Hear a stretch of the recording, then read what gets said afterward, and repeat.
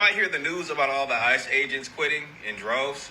I want you to go ahead and Google ICE facility attacked in Texas. 100% we needed to be talking about this and spreading this information as quickly as possible. So as always, make sure you like, repost, comment, and follow along to stay up to date. But yes, what you're doing is working. Whilst the admin shocker continues to lie and pretend that morale is higher than ever, it's not. And apparently conditions and what they're being told to do behind the scenes are so terrible that ICE agents are either quitting in waves or on the very verge of quitting. And a few hours ago, The Atlantic dropped an article exposing the conditions and interviewing both ICE agents who had quit and are still active there on the verge of quitting. And guess who has a subscription to The Atlantic? So I will now read you the highlights because every person needs to hear this. So they have spent the last 5 months forced to clock in on weekends and wake up at 4 a.m. for pre-dawn raids. Some of the leaders have even been ousted or demoted as they're all feeling the pressure to meet these ridiculous quotas set by Stephen Miller. Having insisted for years that capturing criminals is its priority,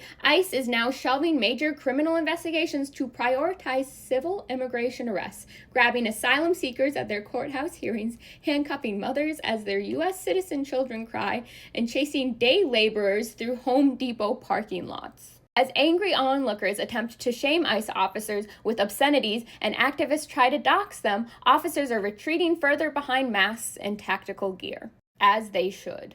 Some of the employees agree that the shift in priorities seems to be driven by the obsession with deportation numbers rather than actually keeping communities safe. They're even waving off actual criminal cases to prioritize whatever this is. One employee even quoted that it's infuriating to them and it's causing them to consider quitting rather to continue arresting gardeners, in their words. Another former employee said morale is in the even those who are gung-ho about the mission aren't happy with how they are asking to execute it.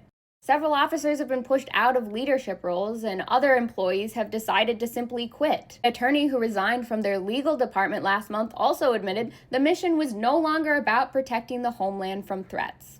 It's become a contest of how many deportations could be reported to Stephen Miller by December. On top of that, their physical infrastructure is crumbling. It's only built to hold about 41,000 people, and they already have 60,000 people there.